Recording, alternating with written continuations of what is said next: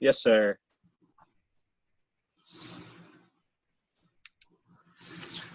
Today, actually, I started this thought yesterday. I was at church, and we're going over Romans, and the pastor was just talking about people having like a Dr. Jekyll and Mr. Hyde personality. They do one thing in public, they do another thing in private. So I started expanding that, and I started thinking about someone I talked to last week. He was thinking about becoming a client, and we're talking about different ideas with the school, and he just seemed very negative. In fact, I even just brought that to his attention. I go, hey, you talk about all these things. I think some of these things are great ideas and really good concepts, but you have an awful negative attitude. It's going to be hard to get this stuff done. So when I started kind of thinking about the Dr. Jekyll and Mr. Hyde attitude that some people have in church and in their personal life, sometimes as martial arts instructors and business owners, we're teaching our students to be very positive. We're doing the mat chats. We're talking in class. We're talking about our staff having a positive attitude all the time. Talking about our thinking controls our feelings control our actions. Our actions control our habits, and our habits become our destiny. So really, really positive. And then all of a sudden we start talking about making a change or two to the business of the martial arts, and now they get a little scared. Okay, where's the positivity you had teaching your students when it comes to your own personal development or your own school? So I started thinking, okay, that's a good thing to talk about. It kind of just came into my life last week when I was dealing with something. This person had a fairly successful school, but there's probably things that could be done, just like with everyone else's school here, that could be done a little bit better. I was thinking about when I was running my school, if I was going to expand my school, expand the facility, if I was going to offer a new service, we kind of announced it, here we grow again. Instead of here we go again, here we grow again, because things we're doing, the changes we're making in the school were all about growth. Not only just growth for me as a business owner, but growth in our impact in the community. So I was just kind of thinking, what's next for everyone who comes on to these meetings? Because there's always something next. We're never done. This is kind of funny because I was looking over some of my old videos. I did one last year, and what I did last year was titled, What Are You Going to Do When It's Done? And I happened to mention Tom Baker's school. I go, hey, this was a year ago. Tom Baker's at 325 students, and he's pretty much done. He can't really find many more people on the mat. So what's next for him? How is he going to keep growing? And again, the numbers I was talking back then, he's got 325. Well, now he's got 400. He was able to grow another 75 students this year, find room for those new students. He also increased his summer gross from averaging 45,000 to low 60s this year. So he's able to grow again. So where do you want to go next? Is it your gross? You just want to get more money in? Are you willing to repackage some of your programs? Are you willing to start asking for more cash? Are you willing to add different programs to your school? Maybe it's time to grow your location. Now your location, maybe is pretty good. All of a sudden you may feel that you're outgrowing it. You may feel that, I'm in a town, I get this much traffic going by my school. I just feel that if I was in a different position. So are you ready to pick up and move your location, because that's the next step in your evolution of your business? Maybe it's your facility. I saw a picture of a new wall that William Pierce put in his school. It's fantastic. His school's name is Motion. And so he's got this really, really nice black wall, so some graphics on it. Goes motion for fitness, motion for self-defense. It was all about motion. But all of a sudden, he just stepped it up on the look of his facility. A couple of things that I did when I had my school here in Florida, I want some really nice graphics. I wanted graphics to tell a story, so I hired a painter. In fact, it's kind of neat. The painter was Ed Parker Jr., the son of my instructor, Ed Parker. He came down and did my whole school with graphics, hand painted on the wall. So it was a really up step in my facility. Maybe it's time to step up your staff. You may be thinking that, what do I have to do to get my staff doing more and delegating more? Now, this is a real big step if you have that type of fear. If you have a fear of letting go, if you have a fear of delegation, this may be something that you need. Okay, I need to step up my staff to grow, but I'm kind of nervous about this. I don't want, what if they do something wrong? What if all of a sudden things start dropping in the school and I can't afford to pay them? So do you have negative beliefs that are stopping you from growing your staff? Maybe it's class plans. I was talking to someone the other day and goes, our class plans, I hate to admit it, it's still the two-step plan. As I'm walking on the floor, I'm thinking about what I'm going to do today. I said, start writing them down. In a year from now, you can have complete class plans for a year.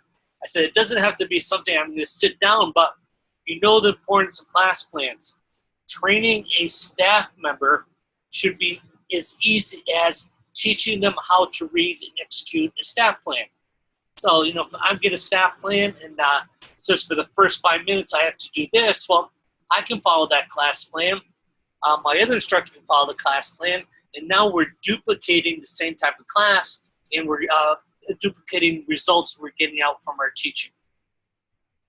Maybe it's your website. I spelled that one wrong, so I'm going to correct that as we're talking. One of the things that I see across the board on websites is lack of information on the instructor and the systems. I know when we market people, it's not about us, it's all about them. But part of what I would look for in any type of lessons I was doing, if I was taking golf lessons, if I was taking any type of lessons, I would want to know about my instructor and my instructor's success. So when you have that tab on your website, it goes about us. It's just not about your hours. It's just not about your location. It's just not about your phone number. It's about you. Where did you get your martial arts education? What's your mission? What's your vision? Do you have nice professional pictures of everyone who's on your team? So I can click on, okay, this is going to be the instructor for my son because my son's 5 years old, and I can read about that instructor. So I know that's one way we can grow on our websites. The path. For the last 6 weeks with Rainmaker on the Wednesday meetings, we've been talking about the path. Now, we've been talking about it. I just want to know, have you grown by executing the path? This week, instead of Mike Andresen being, I'm going to have William Pierce as my guest, because we're adding to the path by increasing the number of flows we've had. So if you completed the path, great. If you haven't completed the path, you still need the flows. We can always do better on the flows. If it's getting more retention, more information, adding videos. Now, I was talking to someone last week. I go, man, if I had a flow for new students, one of the things I would do is a nice video of myself as instructor, welcoming people into my school, again, thanking them for entrusting their martial arts education to East West Karate. And one of the first things as a new student you have to be able to do on your own is tie your belt. Now I have a video on tying your belt. I go, now in addition to tying your belt, this is how you take care of the equipment you just bought. So that seems simple, but a lot of people start getting camera shy. So is this one of those things that, you have your Dr. Jekyll, Mr. Hyde, you jump on the floor, you're teaching a class, you've got the energy, you've got the enthusiasm, you've got the power. All of a sudden you step in front of the camera and you get tongue-tied. So you don't do it. You don't do that video, but that video is so important. So again, now is where we have to break loose and we have to develop that confidence. We have to get that things done. That's how we grow. Guaranteed, very, very few schools in your town have a flow and they have a video. That's going to set off the professionalism of your school. It's really going to make you grow your business. Maybe it's growing new students. You've done the same marketing. You feel that you're not really growing. And for some reason, you're stuck at getting 6 to 8 new students per month. I was talking to William Eves. William Eves has a small school in Alabama, and it's in a small town. And I was talking to him. I go, why do people need martial arts in your town? I know we talk general. I mean, you can go onto Facebook and go on the Centuries page, and you see people talking about the benefits of martial arts. Well, what do people really need in your town? Well, Williams is a small town, but one of the challenges is drug epidemic and opioids in a small town. Okay, this is what we have to talk to the parents and the kids about. We want to protect your kids by making them leaders. We don't want them to fall to unhealthy peer pressure. So if that's what they need, maybe getting new students is not to do general marketing, but very specific marketing of what people need in your town. Teaching benefits. A lot of instructors that are veterans in the martial arts teach benefits just because they've been doing martial arts for a long time and they can tie in every physical movement into a mental benefit. But then you start looking at your instructors that may be 16, 17, 18 years old, and they have a rough time. Well, maybe this is where we grow. Maybe part of your staff training now is, hey, this is Greg Silva's mat chats, watch them or repeat them. Well, maybe that's not enough. Maybe you have to watch them with them and do some role playing. So when we talk about growing again, it's really not just say, hey, this is what we're going to do and kind of have it done, but it's coming up with a system plan. So not only just planning, but preparing for better results. Upgrades. When's the last time you looked at your upgrades? Is there something that you can do in addition? You add new value to these upgrades? Maybe it's coming up with a new logo, a new patch, making that uniform look slightly different. Again, it's about growing. Sometimes things get a little stale in our school, and we need to change just to change. Add-ons. Add-ons are a huge benefit to schools. So you may have an add-on of a third class. So if I'm a student in your school and I'm paying $150 a month, for only $70 more per month, I can take a third class per week. That's a great add-on class. Not everyone wants to train a third class, but there's probably 20% of your students that would. So maybe that simple add-on can bring you quite a bit of money. If I had 10 students paying $70 more, it's $700 more per month by just offering that service. You're not teaching more classes, they're just coming to more classes. So you're getting the results without putting in a lot of effort.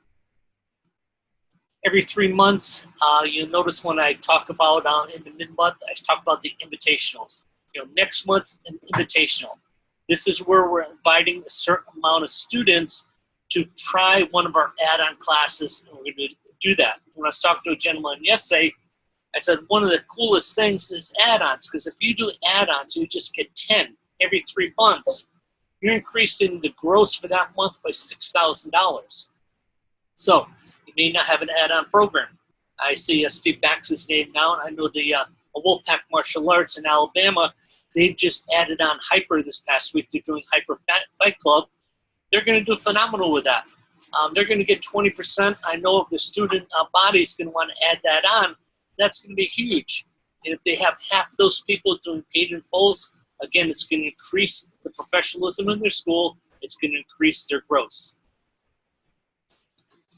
How can you grow in your graduation presentations?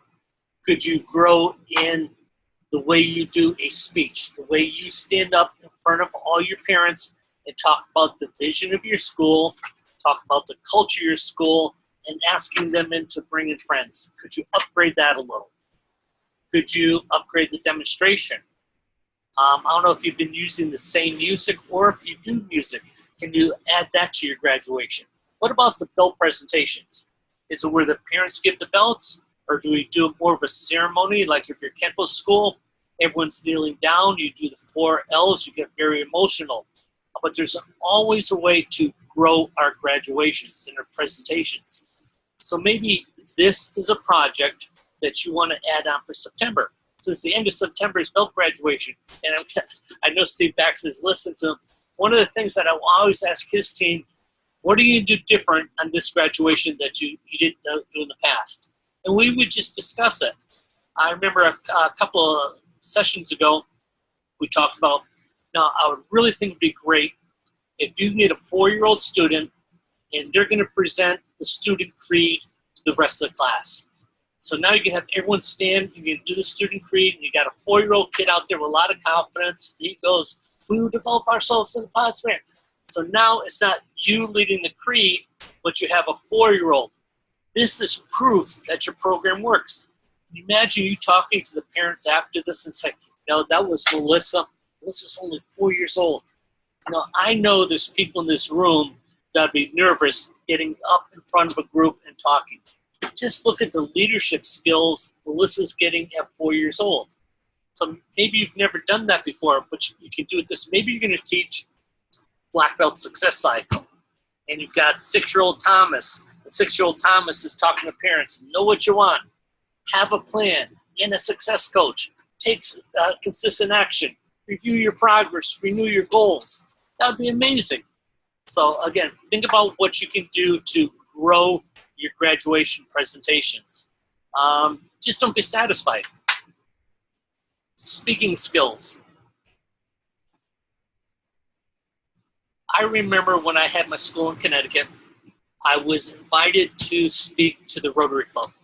Now, I've taught classes up to this point. I had my school for about a year. I worked for another instructor for about a year. So I had 2 years. I felt so confident when I walked on the floor and I could talk to my students. Something happened when I got in front of strangers that didn't know martial arts, and I was talking about personal success. I had a lot of difficulty speaking. And I had to make sure that I worked on my speaking skills over and over again. So maybe when you do your graduation or you're doing stride tests and you're talking in front of the parents, you go, hey, thanks parents, it's really great, give yourselves a hand, and that's your speech. Now, what can you do to enhance that and talk about your vision? Talk about changing people's lives, talking about one of the parents that may take a big step in their career. Because of martial arts, they've got the confidence to step it up at work, and now they got a new position in the company they've been working for, and talk about their success and how martial arts does that for people. So again, maybe it's just increasing your speaking skills. You can grow there. This one I know is for everyone. We can always work on your personal finances.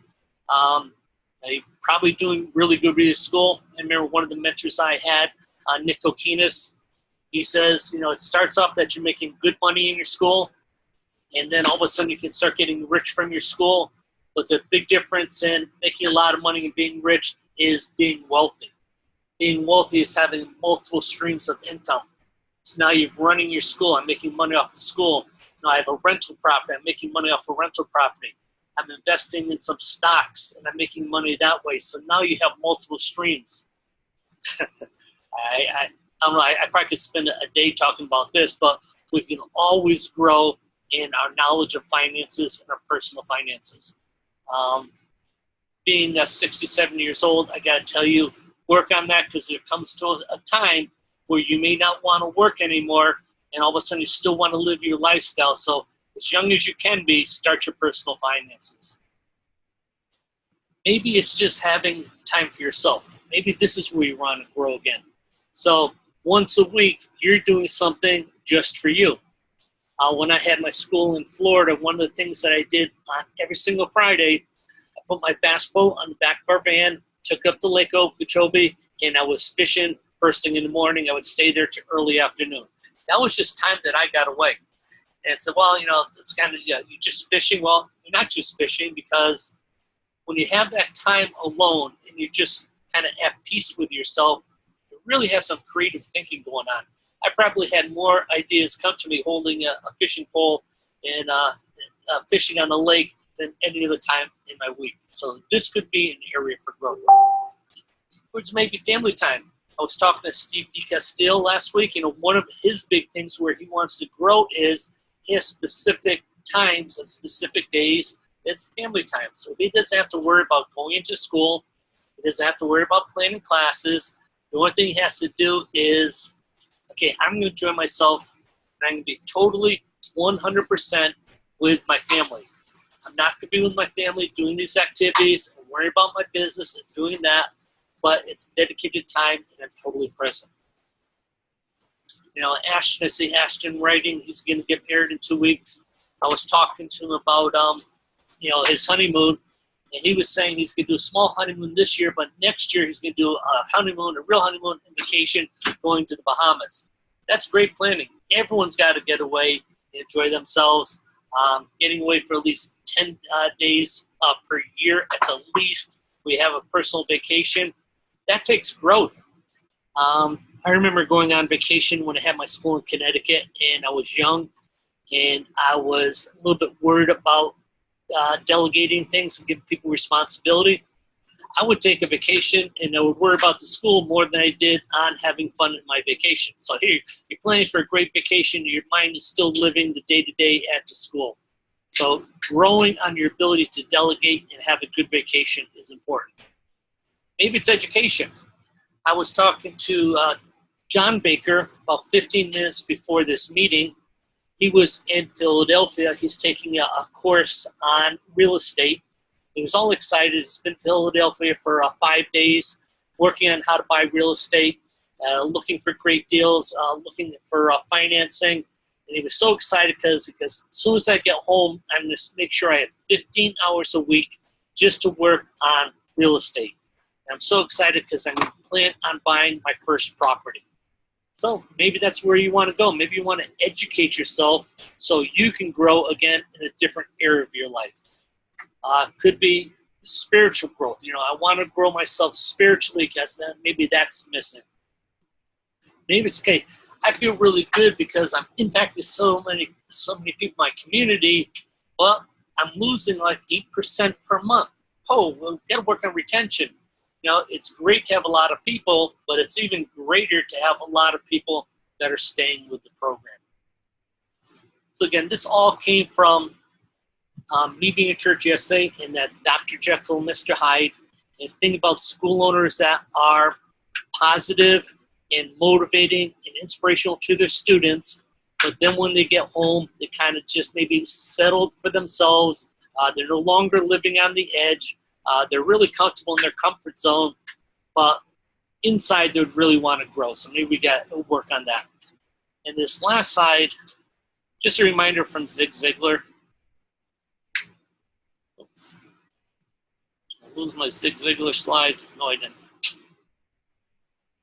You were born to win, but to be a winner, you must plan to win, prepare to win, and expect to win. So, you know, we're there with all these opportunities. The opportunities don't just happen. It's up to us to come up with a plan, know what we want, make sure that we prepare our operations and our strategies to get there. And again, have that positive attitude. You know, I'm going to do this. It's not maybe going to happen. I'm looking at Sal Convento. He doesn't think that at all. Anytime he does a project, he just, I expect to win. This is going to happen. This is what I'm going to do. And he really works on it, and it comes to fruition for him. So that is my monologue for this morning. Is there anyone who wants to jump in and make a comment, wisecrack, anything? We started to have a lot of our students do the student creed, and it just brought me some good memories about that, and it actually works. We had this one kid who used to cry all the time in class, and he did his awesome student creed, and he said it with a lot of passion and enthusiasm that the mom actually cried, you know, so it was really neat. Excellent. You know, it's funny how all the pieces of puzzle are really needed to make that successful school. Some of the times as an instructor, we say, hey, that's not that important. When you have all the pieces, everything in the recipe, you know, it's going to turn out really well. Congratulations for doing that. Okay, guys, I'm going to make a recording. I saw a couple of people writing notes while I was talking. That's good, but I will put this on the Rainmaker Business Solution about 15 minutes. It was great talking to everyone. Have a great day. And so I always try to give you the kind of attaboy that we have such a great opportunity. It's only around 12 noon on the Eastern time. It's early on the West Coast. You're going to be standing in front of 100 or so people today. Have all kinds of opportunity to make a difference in someone's life. And just as a reminder, it's not what we teach or how we teach, but it's really important how we make our students feel before they end the class today. So make a difference. Enjoy.